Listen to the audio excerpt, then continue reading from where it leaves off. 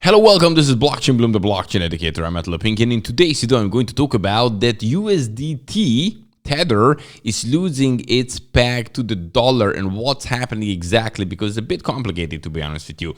Then the second thing I would like to talk about is yesterday's FOMC meeting, the result of that, and also why is Bitcoin dumping now. And the third news is all about that the Binance launches Bitcoin mining cloud service. So if you don't have the equipment but you would like to mine Bitcoin, you can have this opportunity. Let's talk about that as well. So guys, all this in today's video. Don't forget, every day I'm making you a couple of fresh videos to keep you up to date, short videos, long videos. So if that's important for you, then simply just subscribe to this YouTube channel, subscribe bell button, that's it. And then you will get the notifications as soon as a new video is out. And also, if you like this kind of content when I'm creating, don't be shy, hit the like button, highly appreciate it. So let's do it.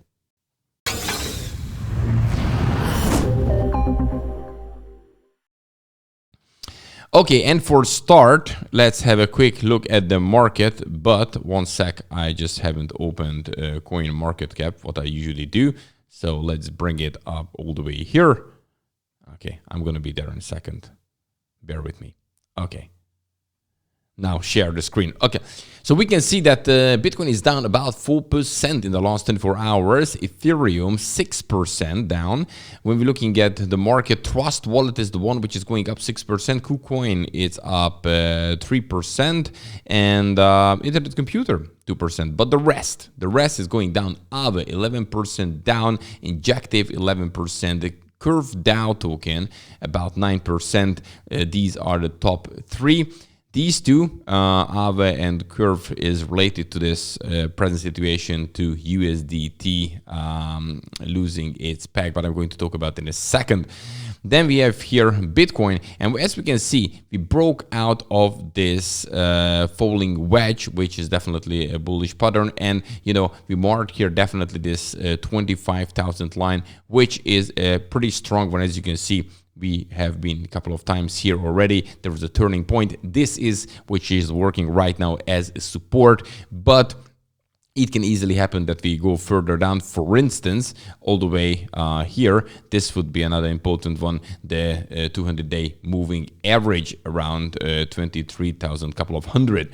That's also, and there we have some other levels as well around 23,000. So this next step, what I'm watching personally. Right. Okay, and now let's move on to the first topic. And the first topic is all about USDT, which is about a little bit not that bad, but losing its peg, and there is some thought going on. So let's talk about what we do know so far about this situation.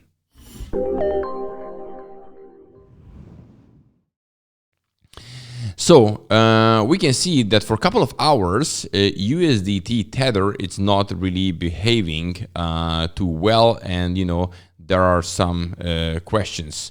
As you can see here, the USDT chart, and look, right now we're going straight here down, and the peg is already 99 cent.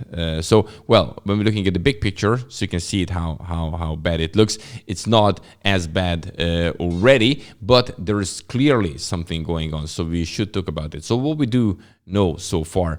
So USDT selling sets of alarm bells as Curve Uniswap pools flooded with Tether. So for example, here we have that specific liquidity pools on the Uniswap and Curve protocols, the deepest pools in the DeFi ecosystem, currently seem to be flooded with USDT sellers.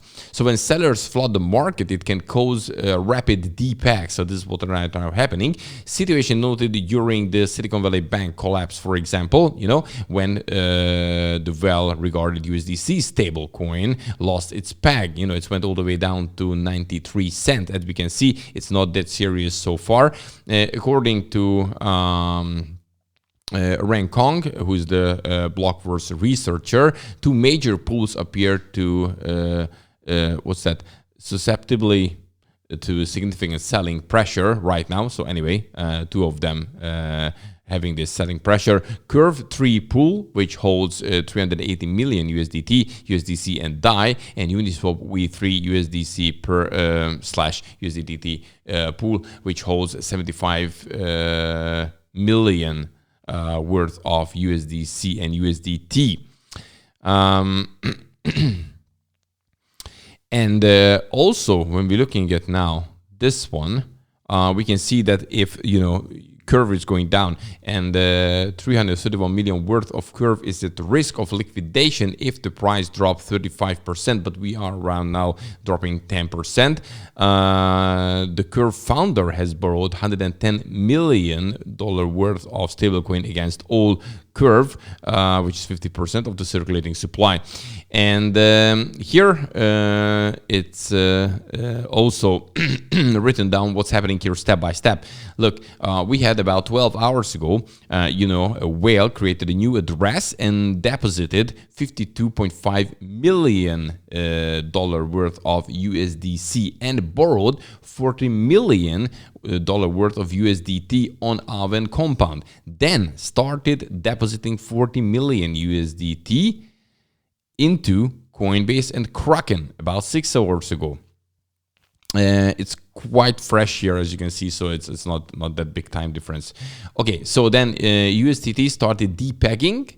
So after the whale deposited USDT to the exchange, and the whale withdrew $25 million worth of USDC from Coinbase, 4 hours after depositing this USDT. So just happening after that. Other whales have done also like this in the value of $9.6 million worth of USDT. Then after USDT depegged, then CZ Samsung started shorted USDT on Aave V2 4 hours ago.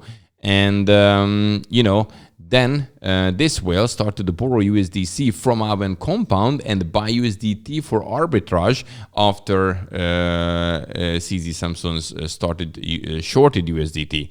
And then started to go back to peg. But as you can see, this is here going up, but this was here, and right now we're going down again. So, well, this hasn't been finished, and we do know that there is, also this is probably one of the last things here in crypto. Tether is a huge question. And what's going to happen with Tether? And this is massive in crypto. They having an more than 80 billion dollar market cap. This is the biggest stable coin, way the biggest on the crypto market. So it's very, very important what happened to Tether. So this can definitely bring some FUD to the market and push down the prices. On the other hand, we have another one which makes the prices drop, and this is yesterday's announcement by Jerome Powell after the FOMC meeting. So we had the FOMC meeting, and overall, first of all, we thought, okay, kind of okay. This is what we expected. No rate hikes after quite a long time.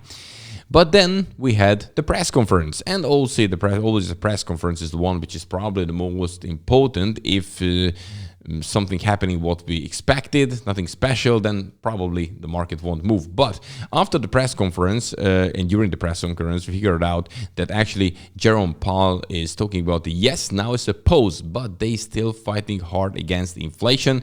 They not happy with all the numbers, what they have seen so far, and actually saying that 2 more rate hikes can come later this year, which makes this definitely bearish if they going to continue, probably maybe after maybe on the next FOMC meeting or after that. Didn't say anything exactly, because he said they have just talked about the present situation. They didn't discuss the future, but they saying the surprising aspect of the decision came with the dot plot in which the individuals members of the FOMC indicate their expectation for rate further out.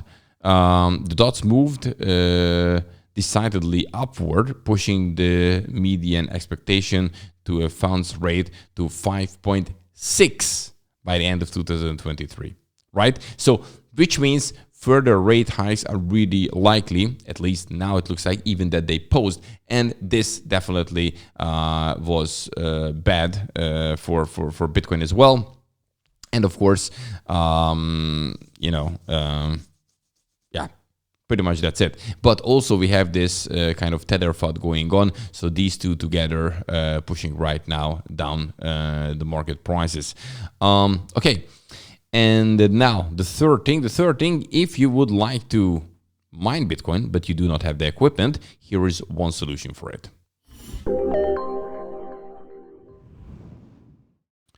So I know that some people would like to mine Bitcoin, but they just don't have the equipment and thinks it's just simply too complicated. But now Binance came up with a solution, starting this service on the 15th of June. So basically today, so they're launching a Bitcoin cloud mining service.